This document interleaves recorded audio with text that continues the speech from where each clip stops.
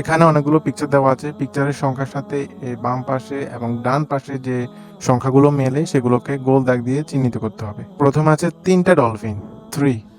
6টি মৌমাছি, 6, 6। তারপর আছে একটা গাধা, 1। নেক্সট আছে 5টা পেঙ্গুইন, 5, 5। নেক্সট আছে 7টি কাউ, 7টি গরু, 7।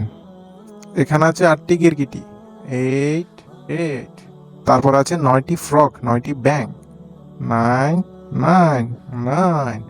তারপর আছে 4টে কচ্ছপ, 4। তারপর আছে 10টি পোকা, 10।